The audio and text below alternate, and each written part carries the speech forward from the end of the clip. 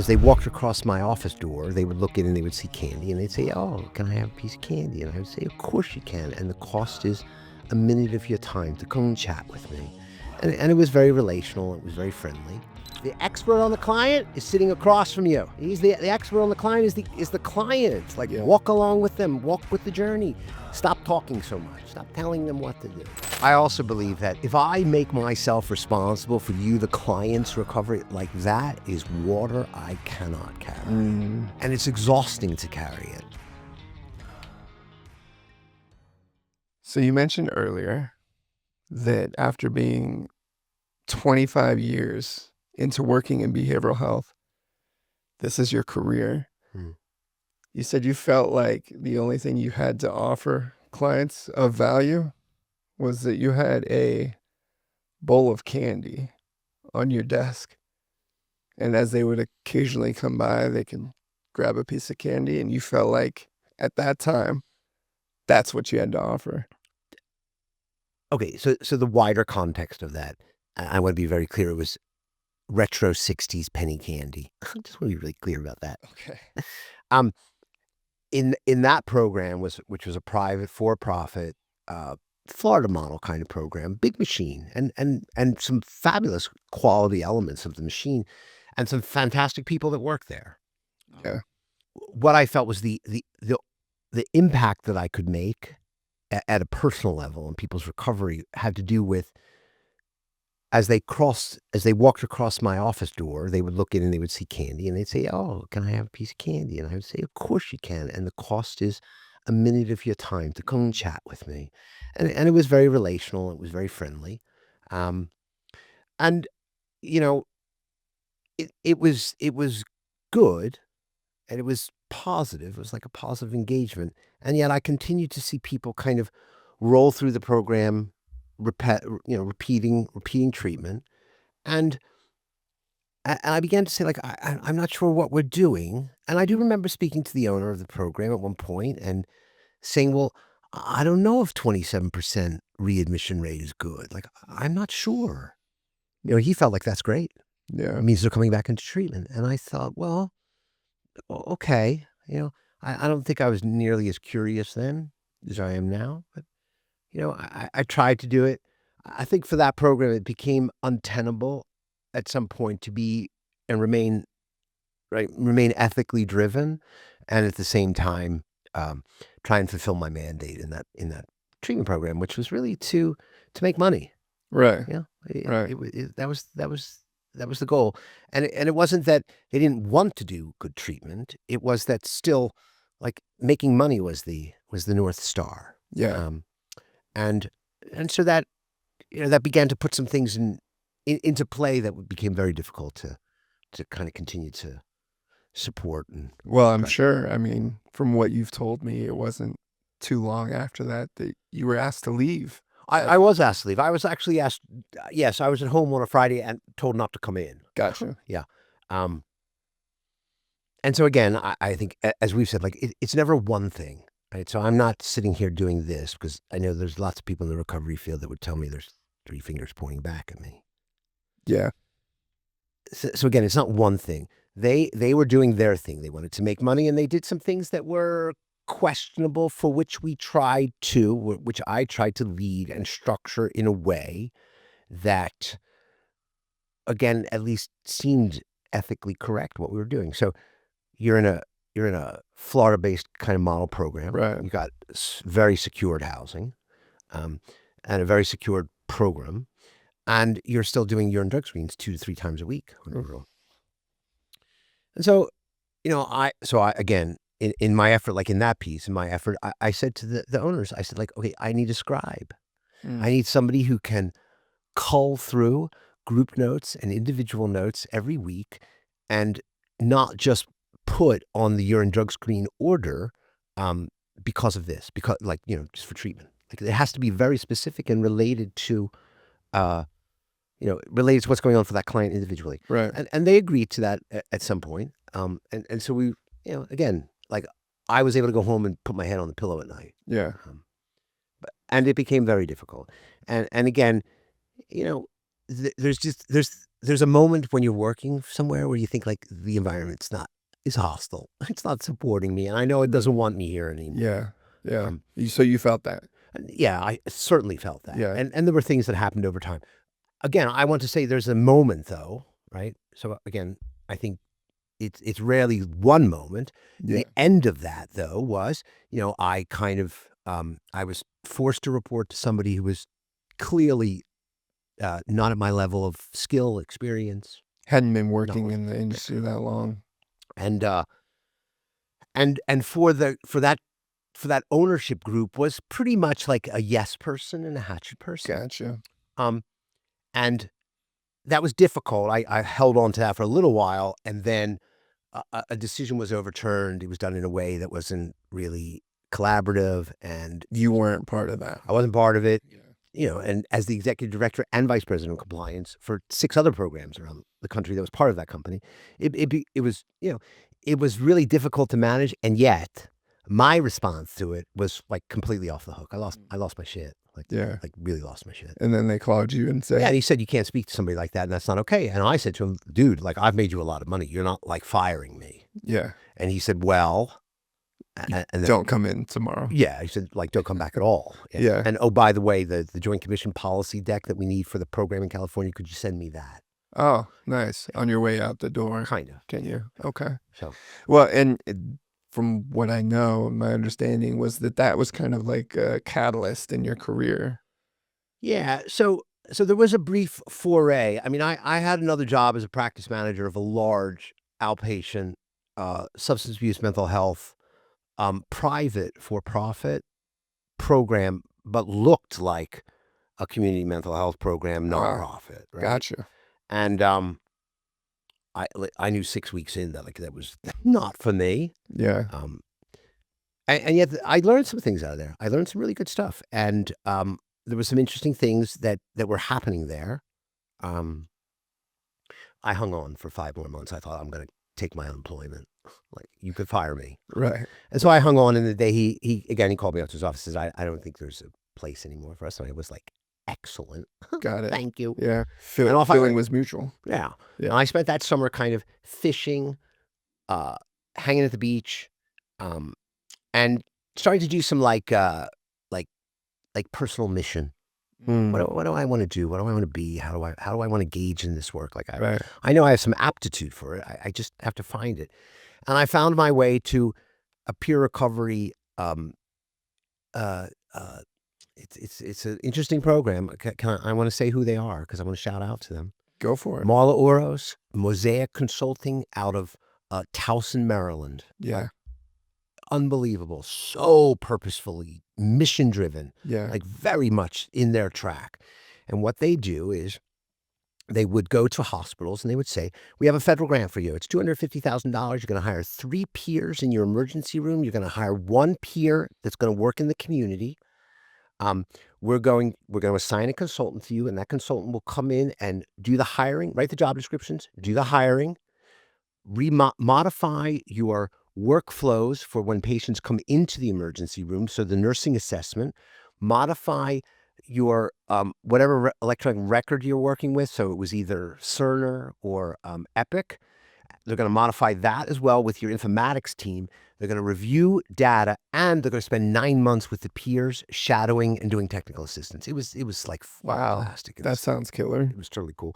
And for me, I was traveling all over. I was Yeah. all the way from like Havre de Grace, which is at the northern part of Maryland, into DC, south Yeah. of DC actually, because Maryland kind of curves around. Right. Very different populations, very different It hospitals. seems like a completely different It was wild. work than what you'd done previously. Well, so it pushed me back into some like therapeutic direct work. Yeah. And their model they use is very very stages of change and very motivational interviewing. However, all the consultants that worked there is what we were called. They were all really like community health workers, and like social workers, but who worked in like again in a community setting, not therapy. Yeah. And so I came in there very therapeutic. I was like, oh, MI. Well, I remember Right. 94 when MI kind of came on the scene. Like, I hated it. I thought it was terrible. I thought that how could you do MI with a stage of change model that has relapse in it? Like, isn't Right. that giving people permission to use? Right.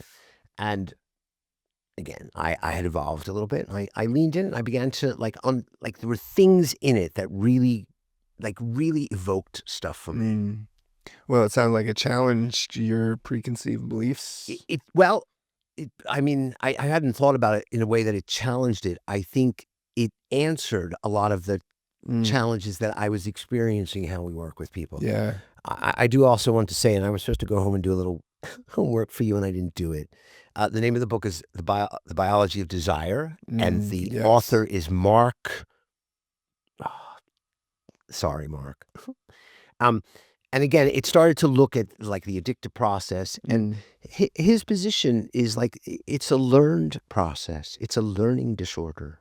It's not a biological process. And he gives a lot of really interesting data that backs that up, right? So I kind of like began to lean a little bit into that. That's why I was still working in the private for profit before I left them. And then when I came into the Maryland program, I really like leaned into Miller and Rolnick and started to go back and read what they were writing. And by this time, I think we were on the third edition. Yeah. And again, things like, very like really core things. Like if I'm sitting here and the client's sitting there and the client's becoming resistant, I'm doing it. It's something I'm doing. And I have control of that and I can stop it from happening. Right? It's not that resistance sits inside people. It's not a quality. It's not something that the person already has ready to go. It's something that's evoked in that conversation or discussion. It's an interpersonal dynamic. It's not an intrapersonal dynamic, right? Yeah. Now, again, this was something I was doing in Maryland, and after we did a lot of work in hospitals, then we started to do some work in some primary care practices as well that had peers assigned to them. Those peers hadn't been through our training program, so like the worst case scenario was I had a peer come up to me and say, you keep saying that and you're going to kill people. Oof. Whereas the doctor came up to me and said, like what I'm taking away from this today is I don't need to hit home runs. If I hit clean singles into the outfield every time that client comes in, change is going to happen. And I was just like, yes, yes. Wow. And it's a baseball metaphor. Yeah. It's like, yay. And so that was like, for me, I think that's like the beginning of perhaps my approach to treatment, and how I wanted to engage with people. And that's like, that starts the journey. That really starts the journey that gets me to here. Yeah, well, it seems like that's a stark difference than maybe where you were working, what your mindset was, the company that you were working for, what their objectives were a little bit. So I think, yes, at one level, and then there's like a meta level. I went through treatment myself in like one of the first Florida model programs down in Florida called Turning Point. That's still there in Tampa. It's different now, but and I embraced a lot of that. I thought like addict, you don't know what you're talking about. Like, listen to me. I'm going to tell you how to get well. Right. Just shut up and listen. I embraced what AA said. Right? Yeah, the soapbox. Yeah, it's like standard. take the cotton wool out of yours and stick it in your mouth. You got nothing to offer here. Right. And and over time I started to realize like, well, like first of all, let me be really clear. Like anybody that survives an addictive disorder, and particularly like if they're living on the street or they're living in homelessness, they are so fucking resilient. Like they could teach me something about resilience. I don't know if I have that much willpower. Don't tell me they don't have willpower. Right. It's incredible willpower. Yeah. Don't tell me they're not discerning. Right? Don't tell me they're not able to. Don't tell me they're not compassionate. They're incredibly compassionate. Even like read some of Dr. Mate's books. Yeah. He'll tell. There's a great story where he's awful to one of the clients, and he comes in the next day and he apologizes, and the client goes like, "It's okay, doc. Like I know you got a lot going on, and you got to deal with us." And Right. like that's just like to me like that's unbelievable. And so then, if you like really lean into Miller's work and Rolnick's work, they say like the expert on the client is sitting across from you. He's the expert on the client is the client. Like walk along with them, walk with the journey. Stop talking so much. Stop telling them what to do. And so then again, those things, it's interesting. I think what happens is we embrace new ideas and we begin to test them against the ideas that we believed. We initially believed, and we start to go, wow, What a process that is, too. Yeah, like I don't think that's like I used to believe a lot of that, and I Yeah. don't think that's right, you know?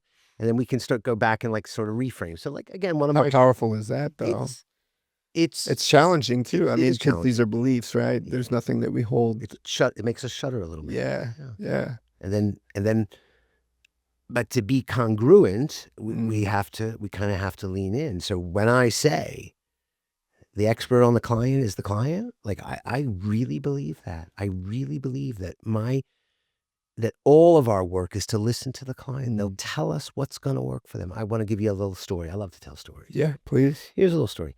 I got a call from not from Ava. I was working in consulting, and a call from a client on the East Coast.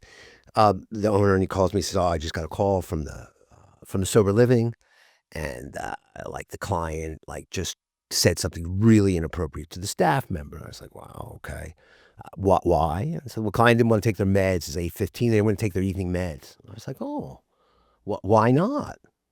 And I said, because like, what's the med? Because like, if they don't want to take their second split dose of Suboxone, okay, that's a concern. That's a Like, concern. have a Yeah, little that would be a conversation with them. yeah. So what was it? Oh, he doesn't want to take his trazodone because don't want to go to sleep because all the guys are staying up to watch a movie tonight. And I just said, hey, I'm not going to say his name, like John, like really? And he went quiet and he said, "I'll call you back." And he hung Mm, up. mm. And he went back to the staff member and said, "Hey, like, see, the client knows exactly what's right for him. Right, What's right for him right now is he needs to be with these guys and watch the movie on a Friday night, not take his meds at 8 through 2 because you want to go to bed." right. So again, Powerful. it is for me. It's like, oh, there it is. There it There is. it is. Evidence. Yeah. Yeah. So I think, and I want to tell you this as well. Like I also believe that if I make myself responsible for you, the client's recovery, like that is water I cannot carry, Mm, and and it's exhausting to carry it. And the reality is that the trap. So certainly in my early days of work, I was like one of those aggressive people that got in people's faces. And then I went to work for a therapeutic community for like 10 years. And I leaned way into that because I was an angry piece of shit. Like I was angry. I was not a piece of shit. I was an angry guy. I was angry. yeah. And when I graduated out of being like that, like get in people's face and shout at them, Yeah, yeah. Finger pointer. yeah, Yeah. then I got into this like I'm gonna fucking love you to death. Oh, Right? And so the that other side. yeah, so I try and convince them what to do out of love. Right. Right? And so they would be fooled and I would be fooled. The outcome though is the same is that when if I've not like lined up, if I've not got their motivation lined up to do it, they may sustain what I'm trying to get them Right. to do for a little bit. Yeah. And then they stop doing it and I internalize it and I get emotional about it. And like, Because you felt. yeah, because I felt Yeah. because I was responsible. Like Yeah. I failed because I was responsible because decided to carry that And forward. how irresponsible is that? It's not healthy. I think that's the core piece. Is it's not healthy, and I don't show up in the same way as when I show up for a client or even staff in a way that's like I can walk alongside you. Yeah. I can't carry your water though. Like this, you have to do it. You Right. have to do it. And I'm sorry, I keep hitting the mic. It's okay. So let me ask you, working in this field for so long and the evolution of your beliefs and things that you think about treatment, about client work, about motivational interviewing, how has that all continued to evolve over time? And that's a great question. It's very wide open. So let me be granular because, like, again, everybody in this company knows, like, I'm really like comfortable to get into the granular. Right? So, so here's an example. If we're telling clients what to do, what they should do, how they should feel, how they should engage, like we are not trauma informed. Like that's you can't tell me. Then you Mm. can be trauma informed when you're telling the client where and how they should be, or what their outcome is, or where they should get to, right? Um, a- and and because I believe there are so many pathways to recovery and there's so much that can be considered recovery, again, for me to impose my vision of recovery on people, it's so arrogant and it's so ego driven. And the trap is that I do it out of love. And I do it out of wanting to change the world, because I do want to change the world. So it feels right. So it feels good. Like I can lean into it for the most part. Yeah. Right? It's the impact on me. What happens afterwards? It's just not that good. So again, I think like a client, clients come in and we want to do work with them. If I have a client who doesn't want to do parts work and really just wants to come in and stop shooting dope and go to work, pay their bills, look after the family, and maybe drink a beer on a Sunday watching football and maybe smoke a little bit of weed, like, follow your path. How can I support you? Follow your path. Yeah. I do want to be there at some point to say, like, well, you're on probation and you still want to smoke cannabis. So, like, how are you going to make that work with your probation officer? Because I'm not going to carry that water for you. Right. Right. Right. So when your probation officer wants your urine drug screen results, like, we're going to send it to him. Right. So how are you going to manage that? That is getting more difficult, Roman, because what we know is a lot of probation officers right now don't care about a positive test for cannabis. Correct. So, Yeah. So I think how it continues to inform the work is to really, like, shut up. Shut up and listen to what the client wants. Listen to what the client needs. Listen to what they're asking for, and kind of, like, engage. And at the same, on the other side of it, like, get to it. Like, let's get to it. Like, what would be useful for you today? What do you want? Like, you just told me loads of things. Right. What can we work on today? Like, right here, right now. Okay, let me challenge that Challenge it. for a second. What if a client comes to you, tells you exactly what they want, but what they want is Is what? not healthy? And so what should I do? That's So I the can question. present them with facts, right? I can present them with facts. Not what I think, not what my opinion is. Present them with factual information. And it's important for me to evoke and elicit from them some of their history. Right. So I don't want to say to the guy who's drinking, I don't want to say, like, 8 out of 10. I don't want to say that. What I wanted to be able to say to him is, if I've listened and spent time building the relationship, is, listen, 6 months ago, you stopped drinking for 2 weeks and then you started drinking again. A month ago, you made a commitment to stop drinking for 30 days. You did so. And on day 31, you started drinking again. A month after that, sorry, I'm messing with the timeline, but a month after that, we sent you to a treatment program that did some really interesting psychedelic work. 3 days later, you were drinking, right? And you went to a Padres game and you came back. Like, you had to be brought back. So, like, I'm just going to tell you this. Your episodes of sobriety are getting shorter. Your periods of time after sobriety and you drinking again are really getting short. And the consequences of your drinking seem to be escalating. What do you want to do with it? And if they say to me, I want to control my drinking, I would say, the only thing I would say is this. I would like to support you in any way I can in that. If at some point they came back to me, so I'll give you another example, working in San Diego in a small company. Meth user, chemsex, it was really the complexity of the addiction. Yeah. Lovely guy, such a nice guy. And using that approach, he did well for a while, but after Pride, it began to escalate up. But because we had this relationship, he told me everything. He would tell me quite clearly everything that was going on. And so at one point I said, listen, I want to be really clear. Like, I'm not going to throw you out of treatment, right? I'm not going to sever this relationship. I am going to tell you I'm a little bit worried. And here's why I'm worried. Because what you've told me is your meth use is beginning to escalate. Some of your risky behavior around meeting men is starting to escalate. And you had that, like, it's escalating from where you were over the last 3 months. So what's that about? And how can we keep working to keep you safe, right? I'm not rejecting you in any way. I'm Right. telling you where I'm at with it. And it's your stuff. Like, I'm not telling you stuff that isn't related to you. And 2 weeks later, he called me and said, I need to go to treatment. I need to go to treatment. So what's really interesting is that he then, I said, so great, come in and we'll make some phone calls. And it was a program, it's now closed. It was in Palm Desert. something Tiger, maybe. It was written by one of it was run by, I believe, like one of the preeminent people in the chemsex world.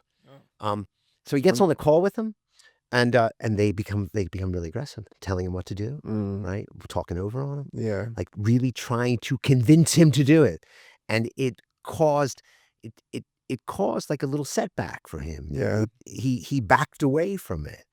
And I continued to work with him and continued to talk to him, and then he eventually kind of, like, organized it and did it and went into treatment and did pretty well there, you know? So it sounds like supporting someone is more effective than telling them what to do. I think meeting them where they are and being honest and direct, but not it's not honest like, "This is what I think." Right. It's honest that, like, "Here are the things that are happening. Like, here are the things that I'm observing. Here are the things that you've told me about." And again, I like to push it back to say, "You've told me Right. this." Because as soon as I start to say, "Well, this is what I think," generally what we know, again, this is, like, really well documented. If I'm ambivalent about change, and it doesn't matter whether it's, like, stopping smoking meth or losing 5 pounds, Right. all change comes with ambivalence. And what we know is that people are contemplative and they're on both sides of the, Back and forth. we know that if you as the practitioner take one side of that, they will take the other side. You force them to line up on the other side. It's like it's obvious. Yeah, yeah. It I mean, happens. you see that with children, Yeah. parents all the time. So someone could ask you, then what is the line between supporting and enabling? Well, again, like enabling, like I'm not buying them drugs, right? Right. Okay, so again, all I'm doing is holding the space when they come in, right? So again, I have no problem saying to somebody, like, so again, I want to be really clear. Don't tell people they can't use drugs. It's not a true statement. Right? Right. It is a totally untrue statement. And if they're ambivalent and you say you can't use heroin, they'll in at the very least in their They'll subconscious, think about it. they'll say, I can do what I want. "I'll fucking show you. What, Yeah. you think I can't?" Right. Right? What I can say is, listen, like you can keep using heroin and be here and be in this treatment program. Right. I can't work that out for you. Like, I would like to help you work that out. What about what about 60 days of abstinence? How about that? Could you swing that? Like, could you do that? Yeah. Right? Yeah. And again, I don't think I told the story. You know, when I began to introduce this, I think I did tell. When I began to introduce this stuff, one clinician was interested in doing it, and she was doing some work with like a Really? 24-year-old. Yeah, and he was on probation, and she said, "Look, like I'm not telling you to stop smoking weed." She said, "But while you're here for like the next 90, you got 90 days of probation left. Do you think you could stop smoking weed for 90 days?" And he went, "Hell yeah." Yeah. And then she comes into the office. She's like, "Oh my God." Right. He was happy. I was happy. We were totally connected. It was fantastic. And I was like, "Yeah, Yeah, go isn't that figure. cool? Right? Isn't that cool?" That's amazing. Yeah.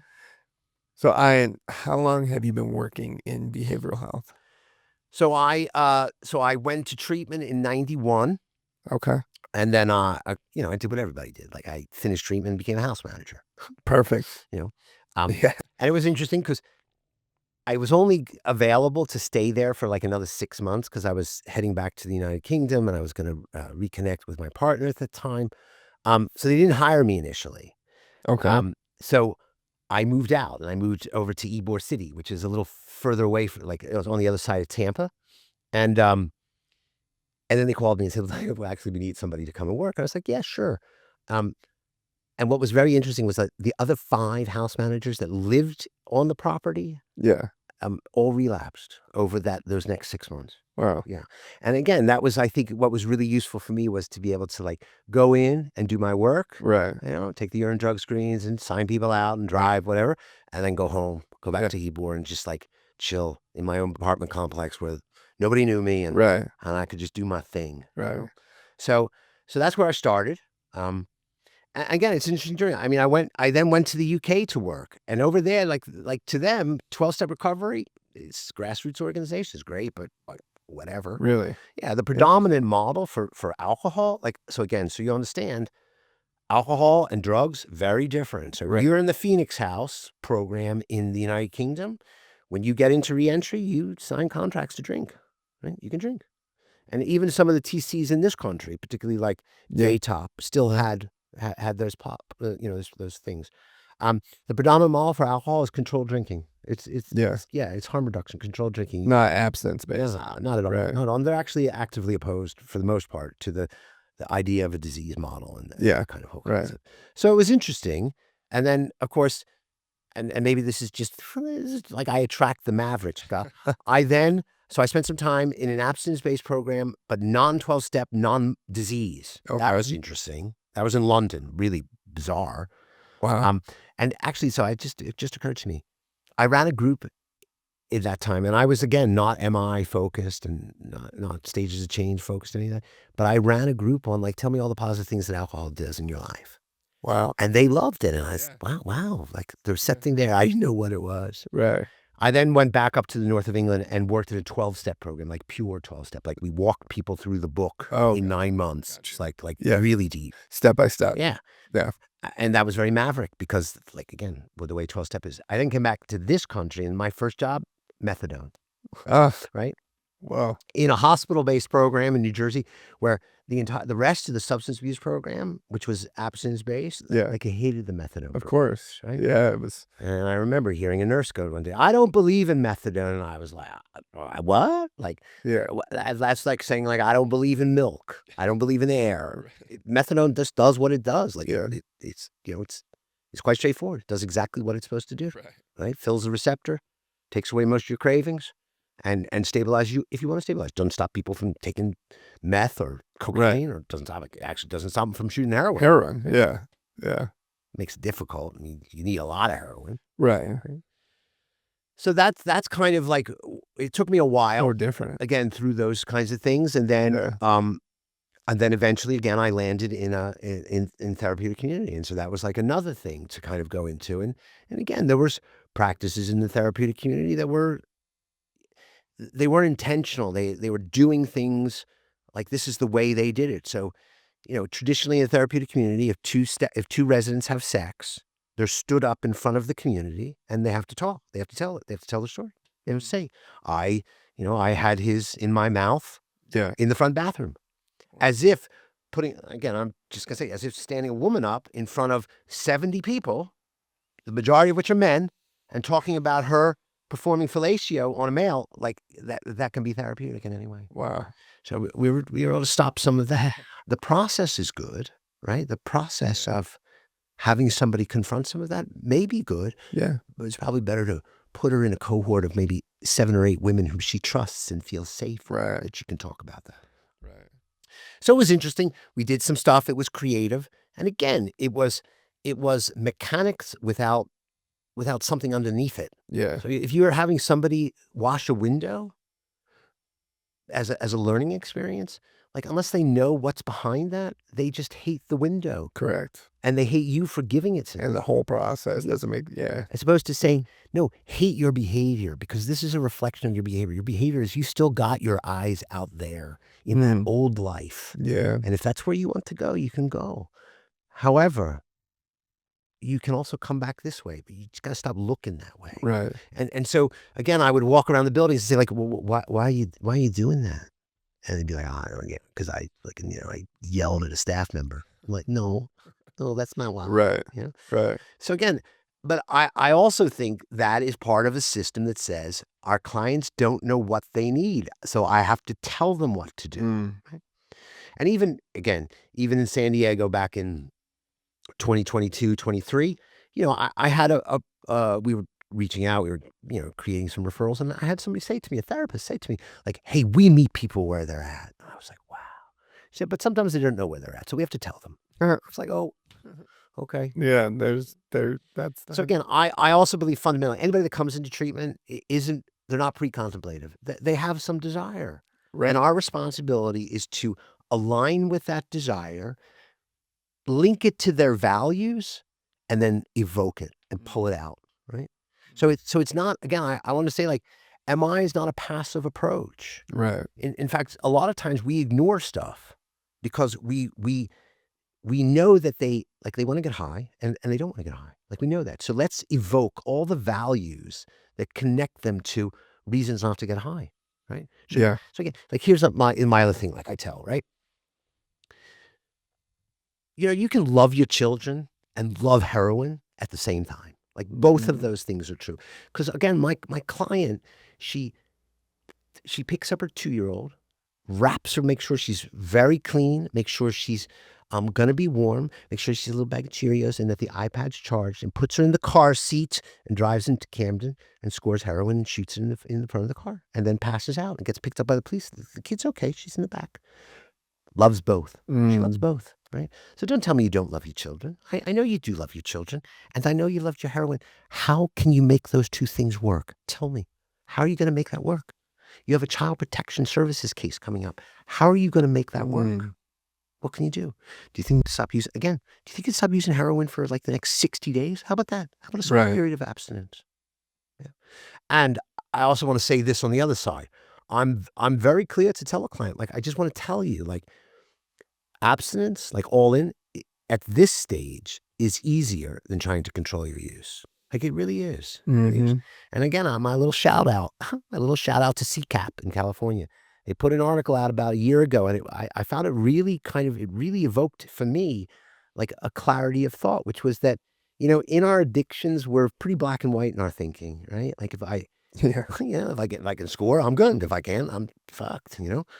Um, However, I think that in our recovery, maybe in our early recovery, we need to be kind of black and white too. Like if I pray, I'm good, and if I don't, I'm bad. Right? So like raised as a Jew, like we don't kneel to pray ever, ever. At some point though, in my early stage of recovery, I thought, gosh, I need to do this. Everybody's saying like this is good. And I'm conflicted, so I'm just going to do it. I'm going to just do what I'm told. Again, over time, I think it's grayer. The areas become grayer, but I know for those early days, probably that black and white thinking was really good. And even again, in this country, most of the harm reduction folks that do actually embrace like moderation will tell you that their contracts with their clients usually say like you need to make a commitment to like 2 months of abstinence first, and then we'll begin to talk about a plan to integrate, some controlled drinking back into your system. But again, I think the question becomes, are we program driven? Are we philosophy driven? Are we curricula driven? Or are we going to find a way to be all of those things? I just, for me, if I am an, bless you, if I am an IFS, you know, therapy practitioner, and that doesn't resonate with my client, Yeah. there's only two choices. I either change what I'm doing or I refer that client to a practitioner who's going to resonate with them. But for me to try to bend that client to my will and start to get them to like embrace parts when they're not ready to, I'm just arguing. And arguing with clients is tiring. It's exhausting. Yeah. It's really exhausting. I remember doing again quite early on in England doing a solution focused brief therapy, like a week, an intensive week, with some of the people out that had been trained by DeShazer in Chicago, Harvey Ratner, and they were great. Harvey was a really interesting guy.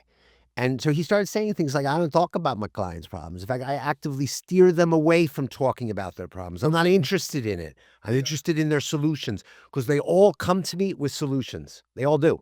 I just have to like talk to them about it. But I don't want them talking about the problems. In fact, I actively turn those conversations away when they start wanting to tell me, they get into that like negative trance, right? I was a very young clinician. I was with much older and more seasoned clinicians. They went berserk. Like they went berserk. And they were like, how can you not talk about problems? And Harvey, he just does solution focus. He's happy. He smiles all the time. Big afro, super tall guys, like 6'6", and but happy, happy. And I remember going up to him after like the second day, said like, I don't know if I can do this, man. Like my whole orientation is like the problem. Right. And he smiled and he went, okay. Like, Yeah. and about on the third, like the end of the third day, it clicked. Like I was like, oh, I get it. I get it. Right. So instead of saying So we get a lot of clients will say things like, did you use this week? Yeah. Yeah, I used twice. Really? I want to talk about the 5 days you didn't use. Right. Let's talk about Right. that. The six. No, I need to talk about like like the dealer came over or my girlfriend called me or like no, Yeah, you don't need to talk about yeah. that. Talk to me about Yeah. like the days you didn't use. What was going on there? Right. Right. And you have to do it though in a way that is like again though lines up with the client. Right. Lines up with the client. Because I remember trying that with a client in methadone. She was terrific. Monday to Thursday, she did not use. Right. So if you drug tested her on like a Wednesday, Thursday, she's clean. Clean. Friday night, drove into Camden, man, banged as much heroin and cocaine as she could. Monday, nope. And so and so my agenda was to get her to do the same thing she did Monday to Thursday that she did Through the Friday, Saturday, weekend. Sunday. Yeah. Right. And so I started questioning her about like, well, what happens when they come to the house on Monday and call for you and say, come out, come out. She's like, I just don't go. And then of course I pushed my agenda. Well, why can't you do that on the weekend? And she just looks at me like, and then she starts to resist. She looks away,